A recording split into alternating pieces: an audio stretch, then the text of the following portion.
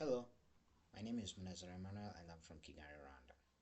I have recently completed my studies in economics at the University of Rwanda, and over the past few years, I've been working in remote environments where I mostly worked in marketing, communication, and sales operations.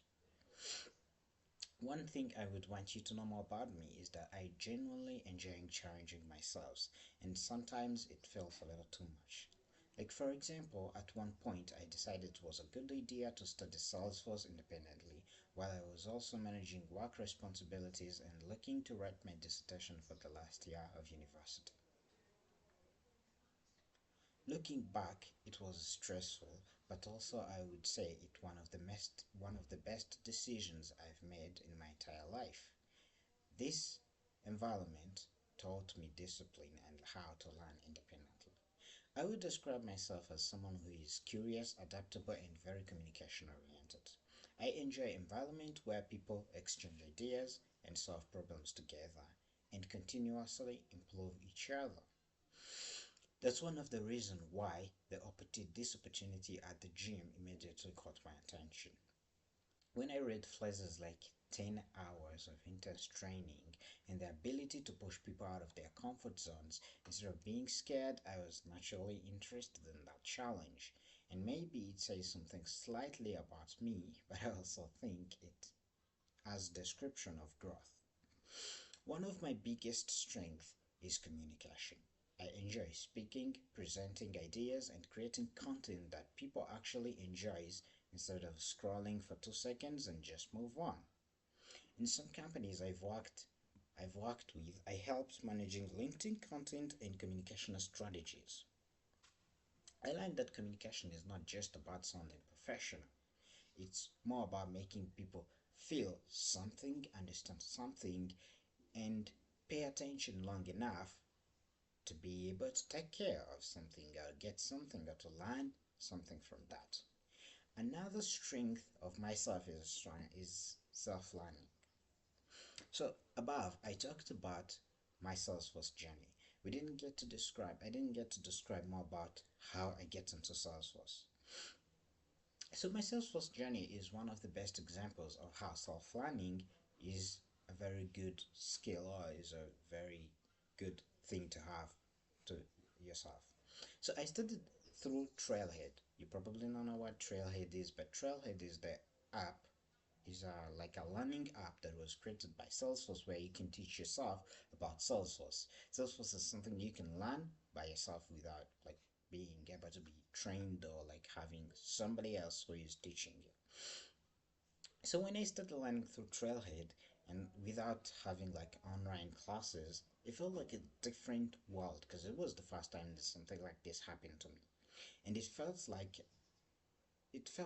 always felt like something like you were in an environment where everyone else knows something and you don't know nothing about it, and that encourages very good learning. If you don't decide to give up and be like, yeah, I don't know nothing, I know nothing about this, and you decide to give up, it's one way of learning very good and improving yourself. This process taught me one of the more very important lessons, which I was talking about. Learning is very uncomfortable, and at first I started feeling more confused about what is Salesforce. Like what I expected from Salesforce is totally different, and then it starts to get slightly less confusing. You start to understand some key points, some terms, some apps, some codes. I know coding, but I feel like it sounds the same. It's a perfect example. So when I get this idea, it improves, it provides like a slight chance of understanding that you are growing. And you eventually move from being feeling less confused to even more understanding that you can explain Salesforce to someone. Like I can teach Salesforce. So I think this experience changed the way I approach challenges. And I also think that adaptability is one of my strengths. Since I was working in remote for several years, adaptability is one of the best things I've get to learn. I learn how to manage responsibilities independently and communicate proactively. Remote work sounds like something exciting until remote work sounds like something exciting until like your internet decides, hey, guess what? I'm not interested in your future. So the internet just shuts down and you were probably in a meeting with a client and yeah, you are not talking. You feel like the client is just gonna run away and be like, hey, bye, I'm gonna find another company. But then all of a sudden, you start learning how to work under pressure. You start calming yourself. You decide if internet is not working, there's another way we can figure it out. And maybe we can make phone calls. Maybe we can like send messages, be like, okay, we'll talk tomorrow. Maybe we can write emails. Maybe we can meet in person, and that is something that encourages you to work under pressure, which means every time the pressure rises, you can completely bring a new area to work that doesn't encourages you to work under pressure. So if we going back to my years in high school, there's one thing I learned in high school, and it's learning how to learn. Yeah, learning how to learn sounds ridiculous, right? But the thing is, during most of us during high school, or maybe some people in university, I don't know if they get that, they reach that level, but during this time, we get to face the problem of where we are trying to learn because we are facing the exam. We says, hey, I'm going to learn this because I'm more interested in the exam than I'm more interested in understanding the things. And one thing I learned from high school is that you should be learning because you want to get the knowledge out of something. And I truly learned how to learn by this process during high school. I started focusing myself onto thinking, do I really need to take it to learn because I'm worried about the exam? No. I think I truly needed to learn, and I figured out that the best way to learn is understanding that even though you have an exam, the least thing you should be worried about at the moment is the exam, but more how to tackle skills that can be practically put together in the future for yourself.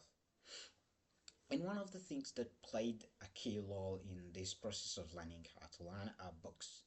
Books created a new space for me, created a new environment when I started reading. I wasn't someone who is fond of reading. I felt like, reading is very discouraging. Why not just watch movies? Why not just watch something else? Then I decided, how about I started reading books? I started reading novels, then I started getting into some books that has some content that you can learn. And that's how I genuinely started feeling like there is a world where you don't exist. You don't actually you actually feel like you are perfect when you're in high school, but there is also many things you don't know and many things you could learn, and the books put me into that environment.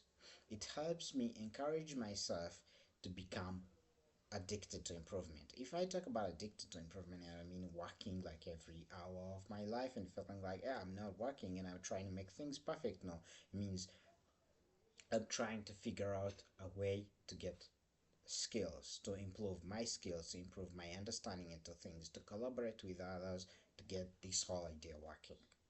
And during my high school, one thing that shaped me a lot about this journey of being marketing, communication, and sales operations is the part of presentations. I studied in schools where few people understand English to a very good level, and that gives me it gave me the push from my co like co teammates. Let's say we are on a group work, and allowed me to be the top presenter of the group. Like when we are working, after working on the work, they are pushing me to be the one who does the presentation.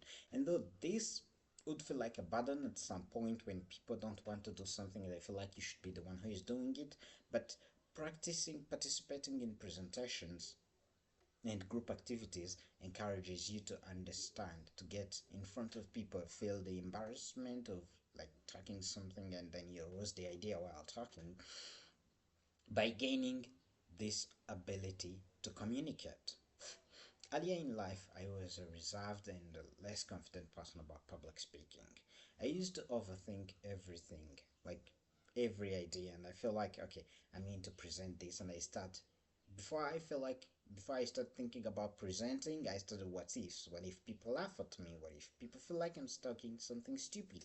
What if people have a wrong idea of what I'm saying? And this genuinely discouraged me to do public speaking. But when I was in high school and people started being like, hey, you are the one who have a good understanding of English, should be presenting, and I got pushed, I started attending debates, I started participating in them, doing some public speaking. That's how I developed the comfortability of public speaking, and I started feeling like, yeah, I should be more comfortable in public speaking. I should be more comfortable being embarrassed in front of people while I learn.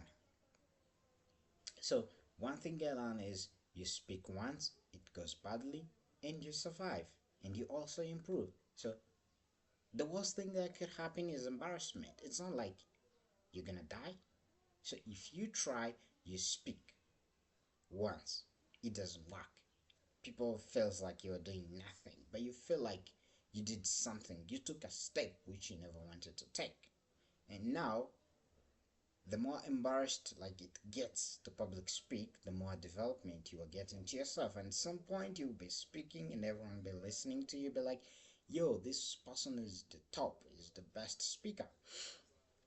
So high school was one of the key points of my life, like a key turning point where I moved from being less confident to a highly confident person. One of the challenging team situations I remember happened to me was during university in class projects. Like a group project, there's like every group project, there's always a small problem that occurs. And one of the small problems that occurs is that people have different definition of the term urgency. Some people feel like deadline is something serious, like if you don't get the deadline, you're dead. And other people feel like, yeah, it's a reminder from the world. It's just something, yeah, you can pass. You can always work after deadline. There's some people who feel like that. And those people discourages group projects. So during group projects at the university, I always felt like we all have the same understanding of what the deadline is. But at some point I realized people don't get the same idea. People don't want to attend group projects. And you are like 2 days, you've got a project for a whole month, and you are a week or few days or 5 days, 3 days, 2 days before the deadline, and it feels like you haven't even started working. So realizing instead of assuming what people are thinking, it's better to communicate. It's better to set goals and be like, we have a whole month for finishing this project, but by day 5 we should be here, by day 6 we should be here, by day 7 we should be on this part of the project. So it is sharing with people their tasks, because I became a team leader. So I started sharing with people what tasks I feel like we should be tackling, and that genuinely made everything less challenging or less uncomfortable. And we started working and we started meeting deadlines before, like, we started having finishing the project before 1 week before the deadline, not just like the usual process of having 2 days before the deadline, and everyone is more concerned about, like, hey, how about we work, we're gonna spend 3 hours, we're gonna spend 13 hours or maybe 15 hours when it's weekends trying to finish the project because we didn't concern ourselves. We didn't communicate effectively to bring the whole team together and work together. So if I faced with this similar situation again, like in a certain environment, I would potentially stop assuming what people should think or what people thinks about my idea, and start communicating with people, sharing the idea that I want the people to get, sharing the communication details, sharing the working platforms, and giving people the idea of feeling that things belong to them. And if they don't work on it, it's not gonna happen. So one team situation that I'm particularly proud of was working in a communication and marketing oriented project where collaboration was extremely important.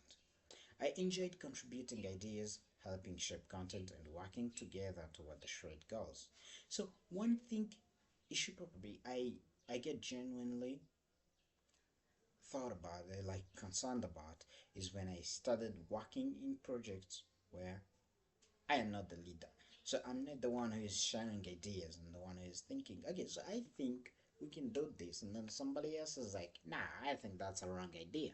And when it starts kicking in where you feel like someone is discouraging your idea, but also feel like your idea could be improved more, it becomes like a very supportive environment. When you get ideas from each other, someone talks to you, you talk to them, and the whole thing becomes more and more proactive. And this increases the the confidence you have in your own ideas, the confidence you have in your own team when you have to work in a team which is very collaborative and they're all looking forward to the shared goal. And I think one of the reasons why I enjoy working in communication and marketing is it combines creativity, strategy, network, and problem solving. Every audience has a different understanding, and every message is different, but you are constantly learning how to help people think and respond to your message. So what attracts me the most at the gym is honestly this intensity. Like the work environment feels like something genuinely intense, like something genuinely challenging, like something you have to be curious about. So if they say you have 10 hours of intense practice, it feels like, yeah, this is something very, very good. This is something you can focus yourself on and be like, I'm going to spend 10 hours a day for 6 months learning, helping myself to learn. It's not something you can do for yourself. You get discouraged. But if you're working with an environment of like 10 people, maybe, or 100 people, I don't know how many people will get hired, but it feels like something you would want to get yourself into, something that would help you improve your own skills. Like I have so many skills in social media and communication, but getting into the gym and collaborating with people who have the same idea as I have, or have the same wanting the ability to learn like I want that, we are going to be genuinely we're going to be genuinely something that could develop my skills. And one of the most important things that I want to be in the gym is that everything is AI focused. Like since the development of AI, I feel like AI is something everyone needs to have. And considering that the gym doesn't think AI is going to be something that takes people's jobs, give me the idea of what the gym feels like. It's an environment where you think that we can use AI to create more things, to become more creative, to like develop our own selves, instead of feeling like AI is going to be the one that's taking the roles that we used to work on. So the gym feels like a very good place for me to learn, a very good place for me to improve, a very good place that provides challenges, and a very good place that will increase the pleasure that I work in, which is a very good thing. Though working under pressure, working in the pressure environment is not very good, but working under pressure genuinely makes you become more adaptable person and makes things much more easier for you. The more experience you get working under pressure, the more you become very, very confident. And overall, I would describe someone myself as someone who is ambitious, curious, and adaptable. And I'm willing to work hard as long as I can learn new skills and get to practice in new environments that feels like a development to me. So I'm very excited to this environment and the challenges to grow quickly and contribute meaningfully to a team. And hopefully, after this video, that it will become like 20 minutes long. But you asked 5 to 15. I don't feel like it's a bad thing to be able to talk for 25 minutes or 20 minutes without like disappearing. So thank you very much for having me at the gym, and thank you very much for giving me this opportunity. I hope that I will get to have an interview with the gym and get to feel this environment, how good or how it feels for myself. Thank you very much. Have a nice day.